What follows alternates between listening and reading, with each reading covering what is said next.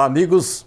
Estamos iniciando mais um programa Despertar, produzido pelo Centro Espírita Amor e Caridade. Sempre trazendo à sua casa, ao seu celular, ao seu computador, um convidado especial com um tema do seu interesse. Hoje temos a presença de Carlos Eduardo Luz, um estudioso de ciência, de filosofia, de religião, que vai responder algumas perguntas. Seja bem-vindo, Carlos. Olá, Sidney, olá os que nos assistem. É uma satisfação, uma honra, um prazer estarmos aqui cogitando da nossa realidade espiritual, cogitando da nossa economia espiritual, como diria Richard Simonetti, né? Falando então que nós agregamos ao espírito imortal que somos valores que não são outros senão aquelas virtudes ensinadas no Evangelho de Jesus. Muito bem. Eu vou começar a pergunta por aí mesmo, já que você citou Jesus. Quando adentramos um centro espírita, particularmente onde estamos hoje, o Centro Espírita Amor e Caridade de Bauru, nós não encontramos nenhum crucifixo, não encontramos imagens, não encontramos quadros. É bem diferente de um templo evangélico, de uma igreja católica. A minha primeira pergunta, Carlos: o Espiritismo é efetivamente uma religião ou é apenas uma filosofia? Sidney, com certeza ela é uma religião, exatamente porque cogita da realidade espiritual, cogita do mundo espiritual, admite uma outra realidade que não seja a realidade física, a realidade material que a ciência cuida e que a própria filosofia cuida, né? Então, a questão do Espiritismo ser uma religião, nesse contexto, é realmente uma religião. Agora, no aspecto dos rituais, entendendo religiões como rituais, como tendo dogmas considerados como o eclipse da razão, né? Aqueles em que é porque é e tem que acreditar naquilo, a chamada fé cega, o Espiritismo não tem isso. A fé do Espírita é a fé raciocinada, é compreender para crer, né? Então, essa é a nossa... nesse aspecto, então, o Espiritismo diferencia das outras vertentes religiosas, por ter uma fé conectada a razões do entendimento, da racionalidade. Mas, Carlos, que eu saiba, no começo, na codificação do Espiritismo, desenvolvida pelo professor Rivaio, lá na cidade de Paris, no século XIX, particularmente entre 1857 e 1860, e depois ele assumiu o pseudônimo de Allan Kardec. Ele, no começo, não cogitava de religião. Ele não falou em religião. Falou em filosofia, alguns pontos relacionados com a ciência. Por que motivo, assim, no início da codificação, não se falou em religião? Nesse aspecto é muito interessante. A gente vê que no Livro dos Espíritos, que ele publicou em 1857, ele não fala abertamente em religião, mas está toda ali a moral cristã, né? A prática do bem, do amor ao próximo, do servir, das virtudes que o Evangelho descreve tão bem. E depois essas ideias foram expandidas e consideradas específicas de uma atividade religiosa, quando ele publicou o Evangelho segundo o Espiritismo. Isso 7 anos mais tarde, né? Em 1864. Exatamente. Então, aí ele assumiu o aspecto religioso de maneira explícita, porque antes era implícito, existia então esse aspecto moral, na moral cristã, mas depois ele assumiu. Obviamente que ele não aceita as ideias da maneira como as religiões cristãs aceitam, Você falou da questão do ritual, né? No Espiritismo não tem ritual. Alguém podia perguntar, mas e a água fluidificada e o passe? Nós não devemos considerar ritual, e sim técnicas de cura, que hoje em dia a ciência está estudando e está chegando à conclusão que funcionam. Então, não existe mesmo rituais no Espiritismo, numa casa que pratica Espiritismo, conforme a orientação de Kardec. Aliás, é bem explicável a posição de Kardec de não falar em religião no começo lá do século XIX, em meados do século XIX, porque a população estava completamente descrente, estava com uma certa aversão por causa dos desmandos da Inquisição. Então havia naquela época um clima, vamos dizer assim, bastante antagônico a quem fosse falar de religião sob o aspecto, vamos dizer, de rituais, como você citou, também em relação às imagens, às injunções internas da igreja, mas por isso ele só foi falar em religião especificamente em 1864, e mesmo assim, no Evangelho segundo o Espiritismo, nós temos apenas a moral de Jesus, sem entrar em detalhes que poderiam causar algum atrito com outras religiões. Para dizer a verdade, quando você lê o Evangelho segundo o Espiritismo, ele é uma norma que poderia ser estendida para qualquer pessoa da Terra, porque a moral de Jesus, ela é unânime em qualquer parte do mundo. Mas, Carlos, nós temos muitas perguntas a lhe fazer e eu fico muito feliz de você estar aqui conosco. Nós vamos fazer um breve intervalo e voltaremos em seguida para falar com você sobre mais detalhes que possa nos trazer a respeito do Espiritismo, não apenas como religião, mas como filosofia, mas com as suas consequências científicas. Não saia daí, no instantinho estaremos de volta para dar continuidade ao programa Despertar de hoje, com a presença de Carlos Eduardo Luz. Voltamos já já.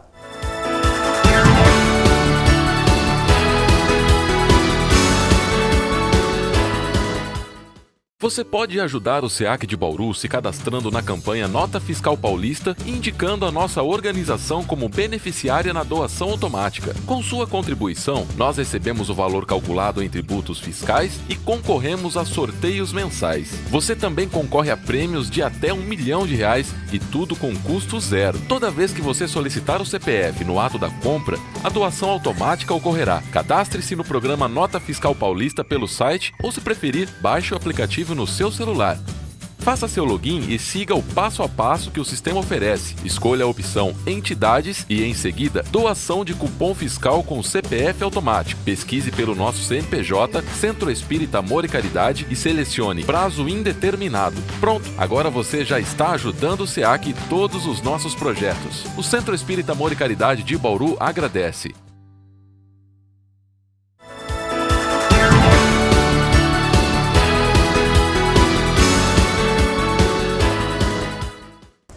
Estamos de volta com o programa Despertar de hoje, com a presença de Carlos Luz. Estamos falando sobre religião. Afinal de contas, quando você entra a um centro espírita, você não encontra o crucifixo, a imagem do Cristo, as imagens dos santos, aliás, muito bem referenciados, e pelo próprio Espiritismo, pelos espíritas, eles gozam do nosso maior respeito. Mas, Carlos, no centro espírita não há crucifixo, não há imagens, e às vezes as pessoas nos procuram para celebrar um batismo ou casamento dentro do centro espírita. É possível fazer isso? Sim, dentro de uma casa espírita que segue os princípios definidos pelos espíritos a Kardec, não. A resposta seria não.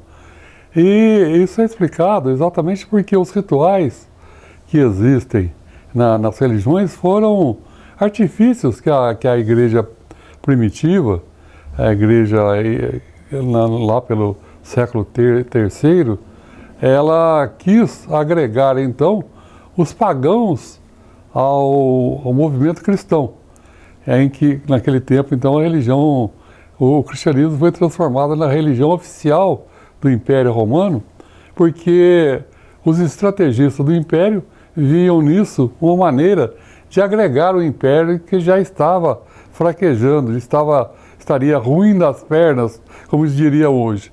Então a maneira de unificar era exatamente ter uma religião comum a todos.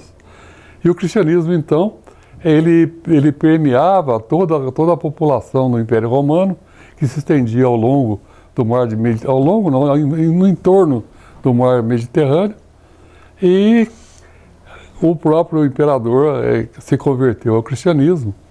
E para trazer então aqueles que não eram cristãos, que eram pagãos, eles trouxeram então as imagens, os rituais, o dia, por exemplo, que era sagrado, entre aspas, do cristianismo, que era o sábado, passou a ser o domingo, que era o dia do Deus Sol, né? O Sunday, o dia do Sol, e assim por diante. Então essa questão dos rituais era uma maneira de agregar pessoas à religião, mas com interesses outros, que não a mensagem de Jesus. Mas, Carlos, quando eu venho ao centro, além de ouvir uma palestra, eu me submeto ao passe magnético, que é o mesmo jurei dos irmãos messiânicos, é o mesmo ritual dos japoneses, que também aplicam a imposição de mãos. E depois eu levo uma água para casa, que supostamente ela é fluidificada. E isso aí não é um ritual, Carlos? Impor as mãos, fluidificar água, fazer vibrações à distância, não seria também uma adaptação daqueles hábitos pagãos? Não, de maneira nenhuma, viu, Sidney? Porque existem explicações racionais para que isso seja feito na casa espírita. Tanto a questão do passe quanto da água fluidificada. São técnicas que os espíritos utilizam, colocando na água medicamentos que têm são mensurados por indicadores objetivos do seu funcionamento. Inclusive é motivo de pesquisa. Isso que eu ia perguntar, isso é comprovado cientificamente? Então, os grupos, nas universidades, eles colocam grupos de pessoas que fazem práticas da aplicação do passe em pacientes que estejam na mesma situação. Em pacientes, num grupo, por exemplo, de 20 pacientes que estejam no mesmo estágio da doença, são aplicados passe em 10 e nos outros 10 é colocada uma simulação do passe. Mas o pensamento dos passistas é outro, são pessoas comuns que não têm vínculo nenhum com o passe. E as pessoas que recebem o passe são realmente as melhoras são significativas, mostradas por indicadores, né, como índice de infecção, como coisas desse tipo. Eu recebi há poucos dias um depoimento de um médico católico, que inclusive ele fala isso durante as missas, dizendo que ele recebeu dos Estados Unidos um depoimento de um instituto que cuida de doenças cardíacas, e eles fizeram uma pesquisa. Uma parte do pessoal recebeu orações, outra parte não. E ele disse que a partir dali, esse pessoal que recebeu orações diminuiu o seu batimento cardíaco e eles tiveram assim uma recuperação muito mais rápida. Então quer dizer, Carlos, que o passe magnético, o reiki, o jurei e agora recentemente com o nome de toque terapêutico já está recebendo comprovações científicas? Exatamente. Eu acredito que esse seja o caminho para que o Espiritismo permeie o ambiente acadêmico, o ambiente universitário. E a partir dali a ciência formadora de opinião, ela com certeza vai validar os conceitos, ela vai validar a visão científica que Kardec tinha quando ele codificou a doutrina espírita. Isso quer dizer que não se trata de um ritual, não se trata de um dogma, trata-se da aplicação científica dentro do templo religioso. Carlos, pelo que você falou, o Espiritismo é cristão. Ele aceita Moisés também? Eu não entendi, ele aceita... Moisés. Moisés, sim. Sim, o cristianismo, ele... O Espiritismo é considerado a terceira revelação. A primeira seria... A primeira seria Moisés, a segunda Jesus e a terceira o Espiritismo.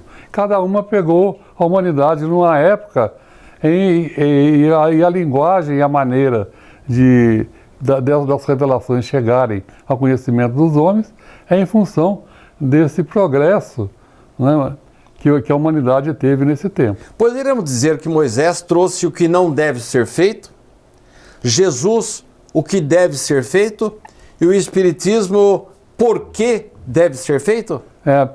Perfeito essa sua análise. É exatamente isso.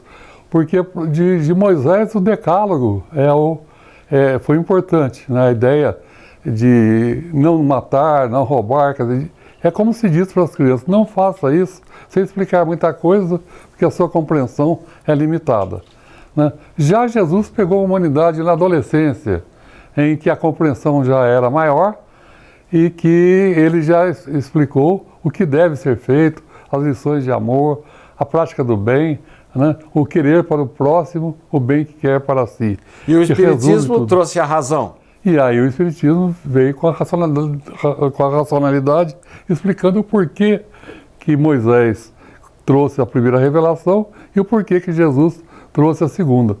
Então a força da doutrina de Jesus, da doutrina cristã, à luz da doutrina espírita, ela é explicada em termos racionais. E como deve ser, né? Porque uma fé, ela deve ser, para ela ser sólida o suficiente para que possamos, com o nosso barco existencial, cruzar mares tempestuosos da nossa vida, a nossa fé tem que ser sólida. E a solidez da fé se dá através do conhecimento, do entendimento. Então o Espiritismo, ele explica, Jesus falava isso, por isso, por isso, por isso. Moisés falava por isso, por isso, por isso. Então, com o conhecimento espírita, nós temos condição de afirmar a nossa fé, de solidificar a nossa fé, a ponto de que, nas dificuldades, nos problemas existenciais, nós possamos superar as dificuldades, por maiores que elas sejam, confiando no apoio da espiritualidade, no apoio de Deus, no apoio de Jesus e na força de espíritos superiores, como Maria, que é um espírito que trouxe Jesus ao mundo, ao planeta, é um espírito de altíssimo nível de evolução e de altíssima capacidade de amar. Por tudo isso que você falou, você está praticamente provando que o Espiritismo não é apenas uma filosofia, não apenas explica o porquê estamos aqui, não tem apenas consequências científicas, como é o caso do passe e também das vibrações, mas também nos religa a Deus. Nós vamos fazer um pequeno intervalo e voltamos já já.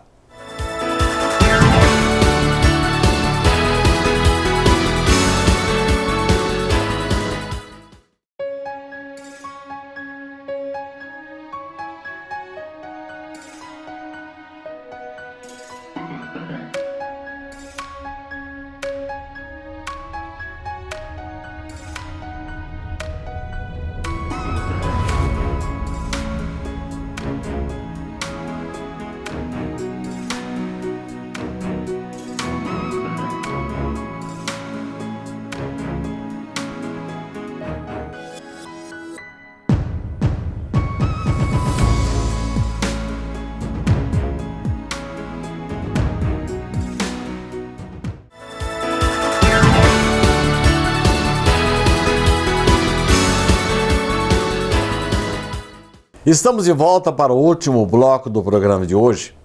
Ele foi muito rapidinho, porque o assunto é realmente, vamos dizer, fascinante.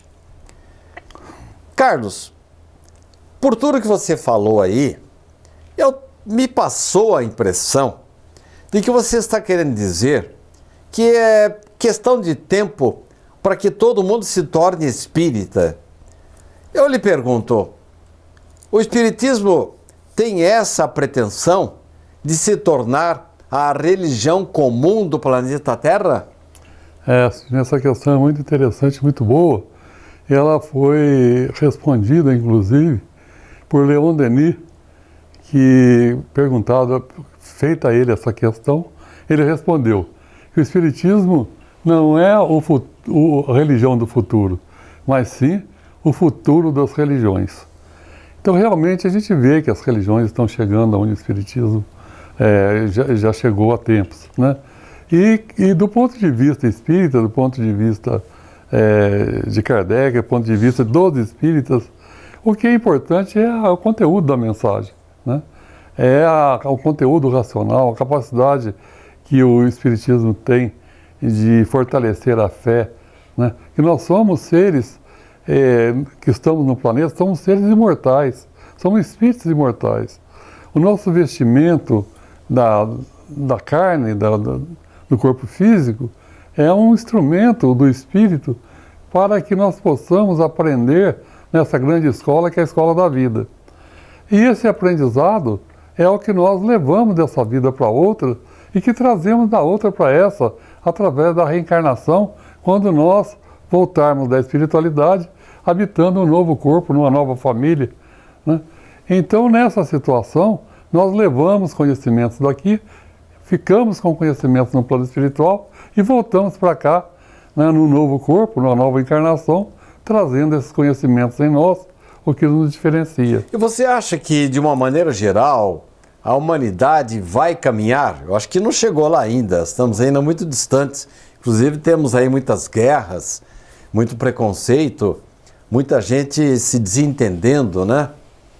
E você acha que chegaremos um dia, já que o Espiritismo não seria uma nova religião, a religião comum, as outras religiões, será que vão chegar a essa conclusão? Vão aceitar a comunicabilidade com os mortos, a reencarnação, a lei de causa e efeito, a inexistência de penas eternas e muitos outros princípios, a começar da existência de Deus e até da imortalidade da alma? Você acha que a humanidade um dia vai chegar a esse ponto, Carlos? Com certeza. E com essa questão de se comunicar com os mortos, a gente vê que o próprio Jesus se comunicava com os mortos. Ele, no Monte Tabor, ele conversava com Moisés e com Elias, que já tinham desencarnado, já tinham falecido, estavam no plano espiritual há 400, 500, 600 anos antes. Aliás, deixa eu interromper você, dizendo que a OMS, Organização Mundial da Saúde, acaba de admitir que algumas doenças podem ser provocadas por distúrbios que vêm de fora, isto é, implicitamente aceitando a obsessão, aceitando a influência dos espíritos. Ora, mas a Bíblia não proibia que se falasse com os mortos, Carlos? Então, essa proibição de Moisés, ela tinha o objetivo de terminar um consultório com além que o pessoal formava ali, né? Os judeus naquela época... Não davam um passo sem consultar os espíritos. Consultar, vou comprar um terreno, onde vai valorizar mais, onde vai valorizar menos. Tudo era com os espíritos. Ele falou, peraí, gente, Deus não quer saber disso. Então ele proibiu. Mas existe na Bíblia e no Novo, tanto no Antigo como no Novo Testamento, vários casos de comunicação com os mortos, de consultas aos mortos. Isso aí, e como a gente já citou, o próprio Jesus falando no Monte Tabor com eles. No Pentecostes, né, consta dos Atos dos Apóstolos uma irrupção de fenômenos mediúnicos, inclusive voz direta, materializações, tudo ali, inclusive com a presença de Maria, a mãe de Jesus, né? Exatamente.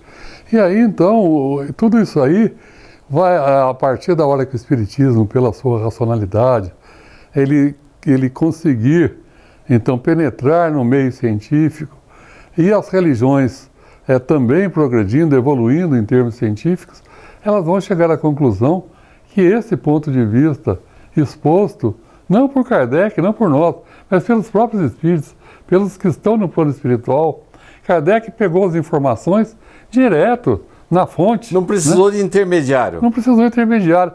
E veio direto. Um dos grandes problemas que a gente existe na imprensa é exatamente a fidelidade da fonte. A fonte, né? Exato. Agora você pegar uma informação que alguém falou para alguém, que falou para alguém, que falou para alguém... Kardec não, foi direto. Não, Kardec foi direto. Então o ruído que foi introduzido, que seria introduzido na comunicação, quando ela passa por várias pessoas, ela é repetida, ela é repercutida por várias pessoas, ela introduz, então, o pensamento dessas pessoas, introduz interpretações particulares dessas pessoas. E o Espiritismo não tem isso. O Espiritismo é direto, é a religião dos Espíritos.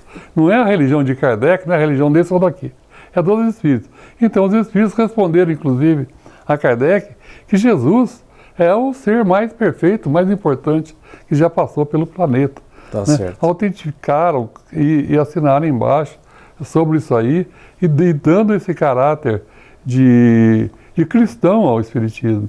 O Espiritismo é cristão.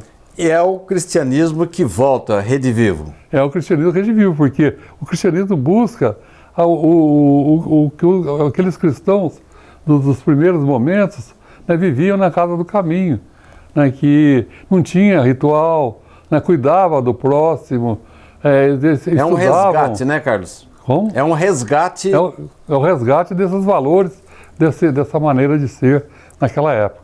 Carlos, eu agradeço muito a sua presença e eu gostaria desde já, convidá-lo para retornar aos nossos estúdios, porque eu tenho um monte de perguntas para fazer ainda, Carlos. Muito obrigado pela sua presença. Eu que agradeço e agradeço esse público que nos assiste e convido todos a fazerem uma reflexão sobre o aspecto racional do cristianismo. Muito bem. Muito obrigado a todos, principalmente a você que nos acompanhou até agora. E eu prometo que na próxima semana estaremos de volta com mais um assunto do seu interesse, com outro convidado que vai nos trazer aí ideias importantes para a nossa reflexão. Muito obrigado e até lá.